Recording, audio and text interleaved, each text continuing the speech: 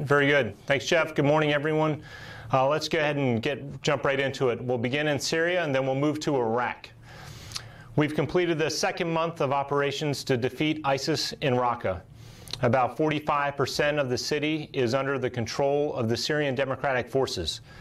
Fighting in RAQQA continues to be intense as fanatical ISIS dead-enders and foreign terrorist fighters left to die use the dense urban environment to try to cling to territory.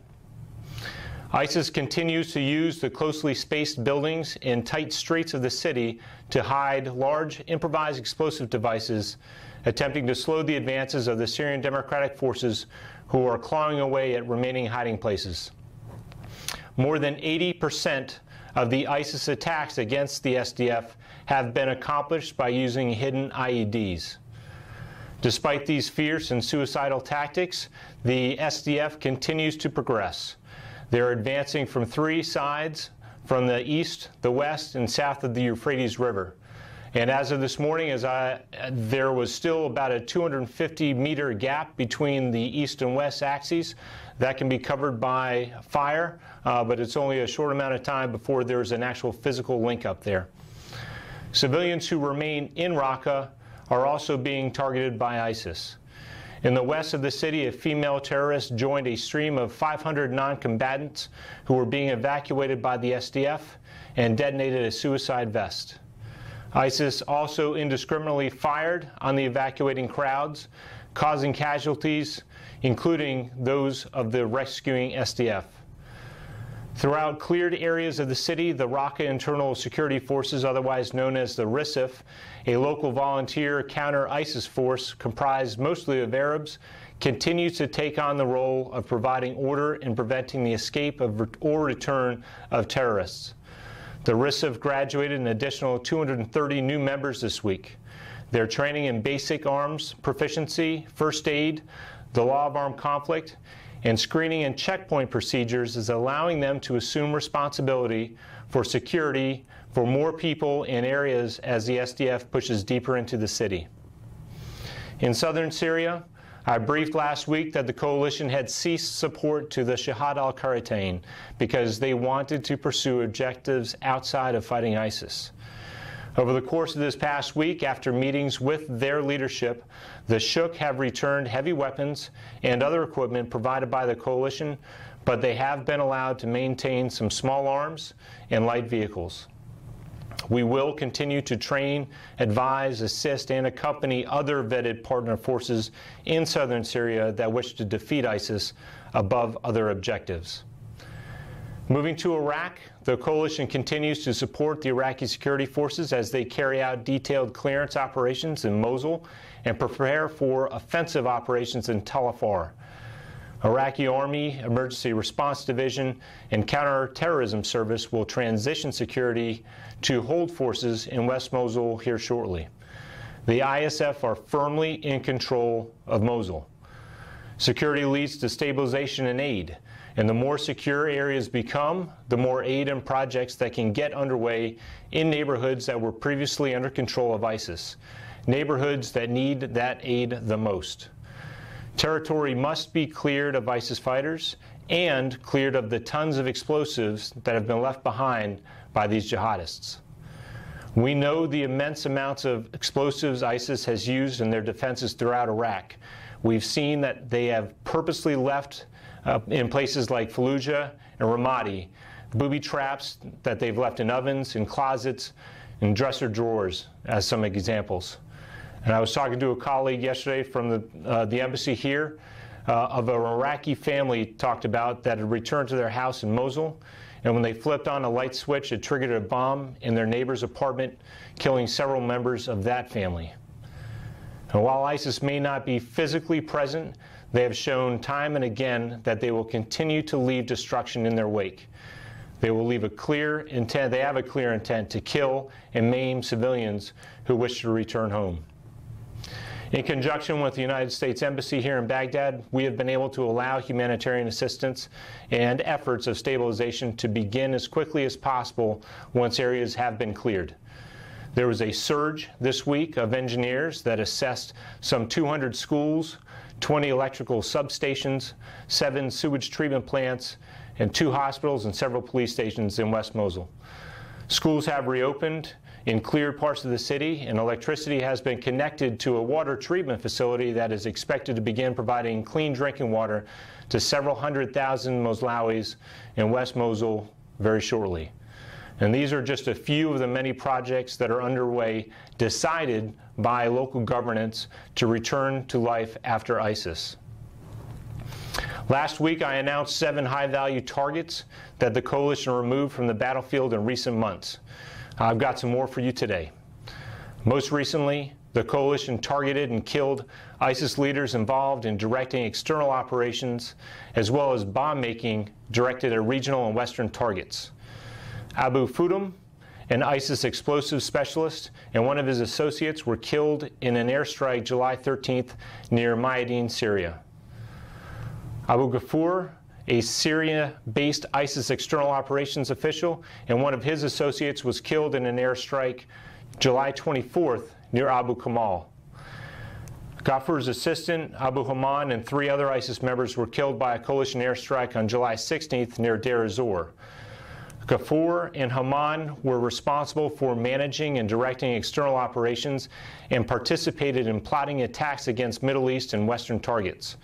Their removal deprives ISIS of well-connected members with links to trans-regional terror support networks around the world. The coalition also targeted ISIS foreign fighters from Southeast Europe operating in Syria as recruiters, facilitators, and attack plotters responsible for multiple atrocities within Syria. Lavdrim Muhaxiri was killed by the coalition airstrike on June 7th near Mayadeen. He was an ethnic Albanian from Kosovo and the self-proclaimed leader of ISIS foreign fighters from Kosovo. He was known as the most prominent and radical ethnic Albanian fighter in Syria and was directly responsible for inciting jihadist ideology within European communities and encouraging foreign fighters to travel to ISIS-controlled territory. He was also responsible for planning numerous terrorist attacks, to include the failed plot to bomb the 2016 Israel-Albania soccer match in Albania. There are 8 other dead colleagues of his that I will not mention, but you will find them in a press release that will be available to you by the time this briefing is complete. ISIS poses a global threat because of its commitment to plot, direct, and incite terror attacks, and its ability to recruit, move, and finance the terrorists who commit those attacks. The coalition will not stop targeting ISIS terrorists in Iraq and Syria until this threat is removed. The region is secure and our homelands are safe. I would like to ask you about news coming from Turkey. Many Turkish media reports are saying that the United States had sent tanks and hundreds of truckloads of weapons into Syria to support the Kurdish YPG. First, is that true? Do you have any comment on that? Well, first off, I'll say it is not true because we support the Syrian Democratic Forces in the fight in Syria. And I'm not going to confirm or deny numbers of truckloads or whatever has been reported. We have made it clear that we are going to be transparent with the weapons and the equipment that we provide to the Syrian Democratic Forces for the fight against ISIS in RAQQA. In particular, we will make sure that Turkey knows what that equipment is and what those weapons are, and we have maintained that transparency and maintained that dialogue with Turkey, and will continue to do so. Thank you, sir. First off, I might have missed this number, but you said that there were 230 new trainees that graduated from the RAQQA Internal Security Force last week. Is there a total number for how many have been put through the program thus far? That number currently stands at about 850, and that is including this new 230 that have come aboard. There have been a desire, and there are a lot of passionate people who have wanted to join the ranks of the RAQQA Internal Security Force, and we are continuing to vet them and train them so that they can provide security for their neighborhoods and prevent ISIS from coming back to these areas that have been liberated. Thanks. And also I wanted to follow up. You mentioned that 80% of the ISIS attacks against the SDF now are from IEDs. In Afghanistan, there was a big push, obviously, to have ISR assets to try to track some of the placements of hidden IEDs. Are those sort of coalition ISR assets being used to try to prevent the threat or to mitigate the threat of these IEDs and help track their placement? Or is this purely the SDF discovering the IEDs as they move into territory? We do have capabilities, and I'm not going to get into the details of them, but anything that we can do to help identify where these IEDs are, these vehicle-borne IEDs, these factories where they are being built and striking them prior to the ability of ISIS to use them, we will do those things. And as far as detection of these IEDs, there are capabilities that we have and are using in RAQQA for that purpose. I have a question over the stabilization efforts. As far as I understand, there was a report on Washington Post, if I'm not wrong. There was a group of American diplomats visited Syria to understand how to start this stabilization efforts in the country. Could you tell us whether the coalition started to do this stabilization work, or if it started, what has been done so far? So first off, we as a coalition, our primary responsibility is to defeat ISIS, but then also to make sure that security is set in those areas. We are also working with the Department of State, and they have a team that is working towards the stabilization and the humanitarian aid that is being provided to the Syrians who are displaced, and the stabilization projects that will happen in RAQQA after it has been cleared of ISIS. I forget the name of the acronym, but it's START. It's a Syrian transition, but it is a part of the Department of State, similar to what we have here in the embassy in Baghdad, that addresses the humanitarian aid and stabilization efforts. And that meeting that you saw, that I think was Special Envoy McGurk, who was there, and we also have one of our deputy commanding generals and our commanding general that routinely travels through the area to get updates on both the operational updates, but also on stability that is happening in the region. Two questions. The first, in a strike release issued earlier this week, you mentioned the coalition said that it destroyed an ISIS chemical weapons factory in Deir ez-Zor. Can you talk a little bit, and I think also the Syrian Observatory for Human Rights talked about that there was ISIS chemical weapons in RAQQA. We learned a little bit about MOSUL. Can you talk a little bit about what kind of chemical weapons ISIS is using or has in Syria, and what that factory, if you can give a little bit more on that factory that was destroyed? Well, first off, we know that ISIS has proven in Iraq that they are willing to use chemical weapons. Largely, they have been rudimentary and have not had a significant effect on the overall campaign and what they are doing.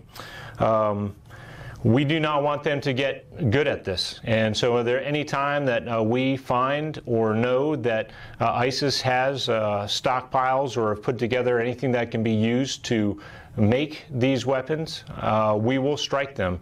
And just as any type of planning or attacks, whether it's with chemical weapons or otherwise, if we know that they're going to do this, we will try to attack them first.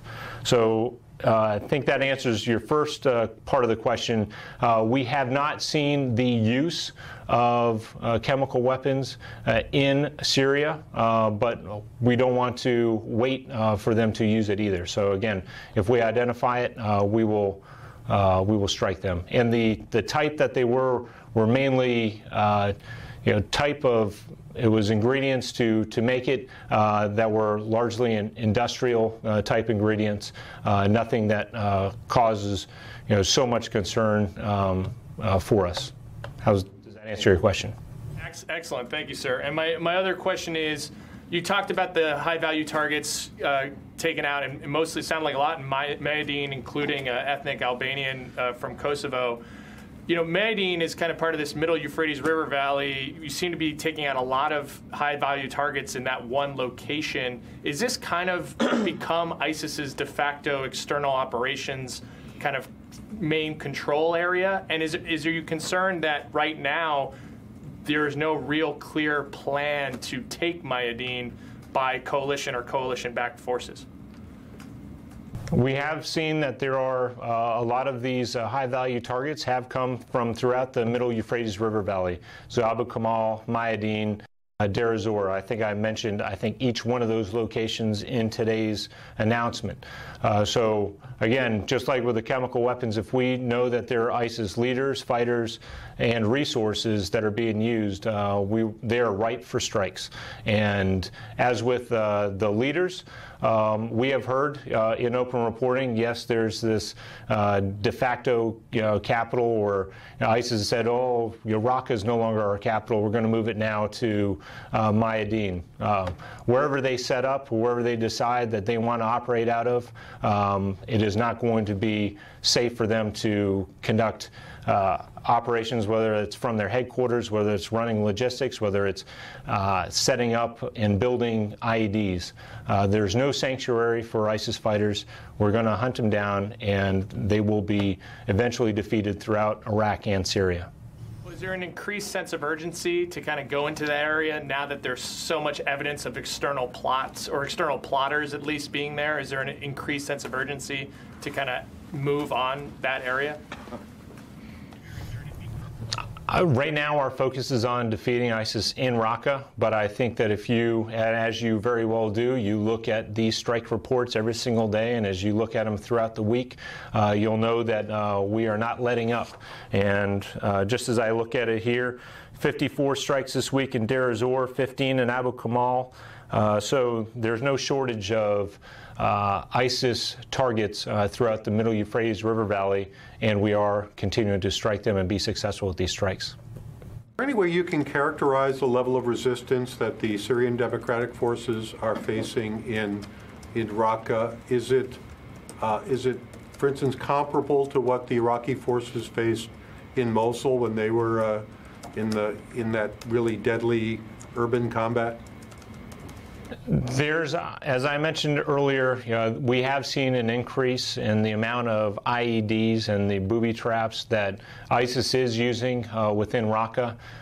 That said, what we haven't seen is a coherent defense. And unlike what we have saw in Mosul, as an example, their ability to react as the Syrian Democratic Forces presents and pushes from the different sides and the different areas throughout the city of RAQQA, they have not been able to counter that. The ISIS has not been able to do so.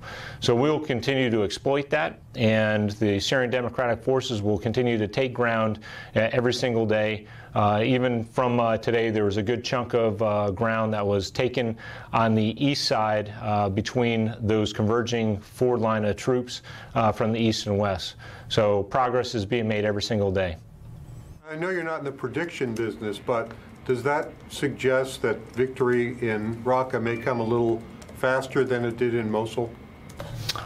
You're absolutely right. I'm not a predictory on this at all, but the operation started off very quickly, and there was a lot of ground taken in a very short amount of time when this started. When the Syrian Democratic Forces started their offensive. That has since slowed down, and we've seen the defenses that they have been able to put in. We are going to continue to support them. They are going to continue to put pressure on ISIS from the multiple ways, and just as I had said before, they're going to exploit those weaknesses in ISIS leadership to continue to take ground. I'm not going to make any kind of predictions. We're 2 months in, almost 50% complete, but there still is tough fighting ahead, and we're going to continue to help the SDF put pressure on ISIS, but I'm not going to give any kind of predictions on timeline when it'll be over, just to say that it will be, and ISIS will be defeated in RAQQA. Can you talk about why the RAQQA fight is going faster than expected, given that there's still tough fighting ahead? Why is it going faster? And are you seeing any ISIS fighters fleeing to Southeast Asia or South Asia or any other hubs? And then would like to know what defeat in Iraq and Syria would look like for ISIS. I think a lot of it really has to do with that the initial 2 weeks, and there was a very rapid offensive, and there was a lot of success right off the bat. We're going to continue to put that pressure on, and again, I'm not going to predict when this will be over, but we're going to continue to push on that. As far as ISIS fighters moving to Southeast Asia, in RAQQA in particular, as we have that completely surrounded and isolated, if there are fighters there, it's going to be very, very difficult for them to leave RAQQA. Similarly, elsewhere throughout Syria and Iraq, where we have Tal Afar, again, isolation around that.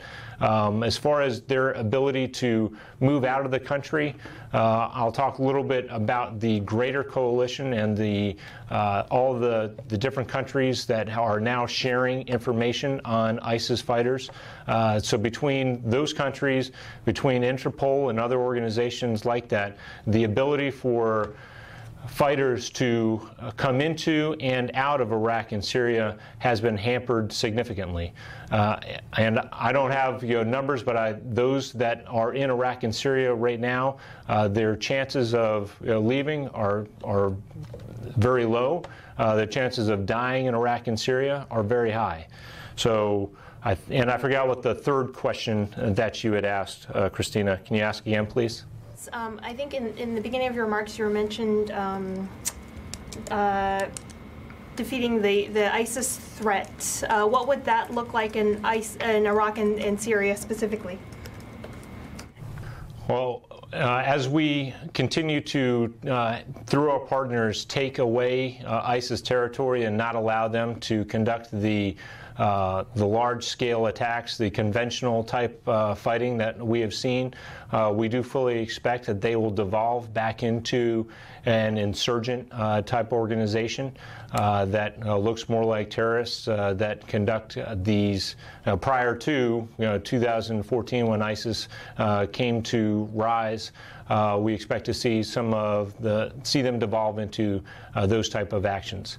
What we are doing as a coalition to address that is through the training that we are doing for the Iraqi security forces and with our Syrian partners.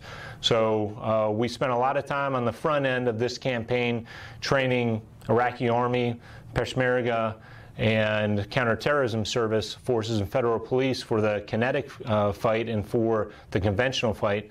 But we're also training their police, their border guard force, and that, as we continue to do that, as like in Mosul and West Mosul, as the Iraqi army and the conventional forces depart, they're being replaced by trained and equipped police forces that are going to hold this security. So the future face of security in Iraq is a policeman. It's a police uniform, but you still have to have the ability to conduct these strikes against these terrorist forces when we know that they are plotting, and that's where you bring in the CTS as an example. Colonel, last week you said that RAQQA was 45% retaken, and today you said the same. Can you explain this apparent stalemate in the ISIS stronghold? All right. Yeah. So, I think I said about 45, and again, we're saying about 45 right now. I don't want to go, pushing it too far ahead, but there have been incremental gains of a kilometer here and there. Again, this is tough fighting in tight quarters with a lot of these IEDs, but progress is being made every single day, and that was 45% as of this morning. Perhaps it's 46 today after that chunk that I saw, but I will stay with 45%, and I will not say it is a stalemate. They are continuing to make progress every day, Lucas. That's the point of the question, is if they're making progress, why is it still 45 or 46% a week later? All right.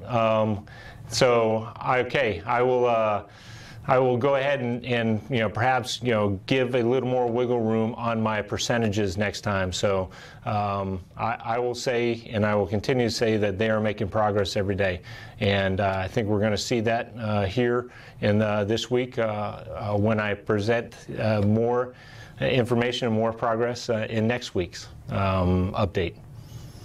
The reports are saying that the U.S. or the coalition is providing tanks to the SDF. Can you confirm or deny that you are providing tanks to the SDF or YPG? If that is the question, and you had asked about the SDF receiving tanks from the United States or from the coalition, that is not accurate. On Al-Tanf, can you confirm that are there any coalition forces currently in Al-Tanf right now?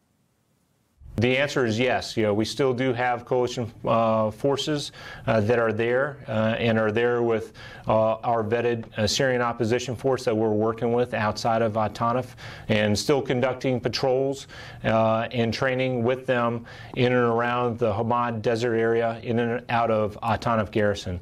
I will follow up with that. As partnered forces, the partnered forces do not have a contact with ISIS posts around the Al-Tanf garrison. So what is the purpose of holding that coalition force or leaving that coalition force down at that garrison, as there is no ISIS currently around that area? So first off, Qasim, that there's no ISIS there because we have been there, and we've been there, and we've presented a projection from the Tanf garrison with our vetted Syrian opposition forces in that area. We do know that not far from Tanf garrison there are ISIS that still remain, and we've known that because other elements that are in and around have been in contact with ISIS fighters. And so we will continue to train, and that's one of the other reasons why we are there in Tanf, is so that we can train these forces that we have been working with so that they're prepared and ready for potential future fights that may be along the middle Euphrates River Valley. Brought this up last week. Part of the group that we are working with in Tanf, they are from the middle Euphrates River Valley, from Abu Kamal up towards Mayadeen. So we still train with them, and there's still an opportunity to get them into the fight after we finish RAQQA, and we'll have to see how things shake out and where things look after RAQQA is complete. Schools have started to reopen. So how many schools you expect to be reopening, and how many are actually functioning right now? And you also said water treatment has started. So who is doing that water treatment? Is it like Pentagon, or is that Iraqi government? Third, Trump administration recently halted the CIA support to rebel groups in Syria. So has that really ended? And do you think that is negative or positive towards Pentagon military strategy? And last, can I have your comments on, like, ISIS do not regroup, like they are on the defeating stance. So do you think, what is your strategy that they do not regroup? Thank you. First off, I said that the electricity, to this water treatment plant has started, has been connected. And it should be a very short time before the electricity in that water treatment plant is started to get the water into West Mosul. East Mosul, they've been getting water, and it's already being trucked in as well. So I just want to make a clarification on that, is that the water treatment plant in West Mosul has not started to crank out water yet. As far as your first question on the schools, that is one of the latest numbers that I saw were 83 schools in West Mosul have opened, and I think that it was more than or about 60,000 students are already back in classes. And all of these things, while we are supporting, we as the coalition through providing security, it is really the government of Iraq and it is the United Nations and who are doing all the heavy lifting and doing all the work to get these stabilization projects and this aid back in place. I hope that answers your question.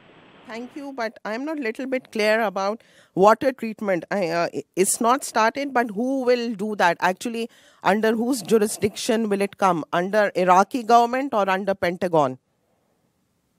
No, that will be the government. Everything is in charge of by the Iraqi government, and it's the local governance that decides and chooses the projects that they want. In this particular project, I believe it's through the UNDC who they are working through on this. My third question, Trump administration recently halted the CIA support to the rebel groups in Syria. So has that really ended? And do you think that is negative or positive for the Pentagon military strategy? That is something that I cannot address. That is a program that was by the CIA.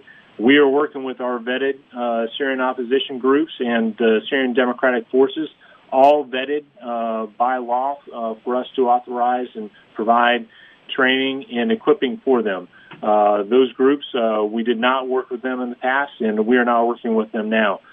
So for any of those questions, I would refer you to the CIA, but it definitely does not towards the Combined Joint Task Force. Last question. What is your counterterrorism strategy that ISIS do not regroup?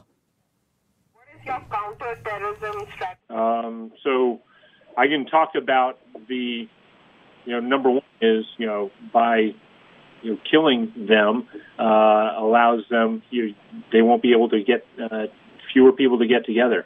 As far as the countering terrorism within Iraq and Syria, I addressed a little bit of that before with the training that we are providing to the local police, to the federal police, to the border guard force, and also to the counterterrorism service. So right now, in total, we have trained about 109,000 of those forces throughout the Iraqi security force umbrella, and we'll continue to do so.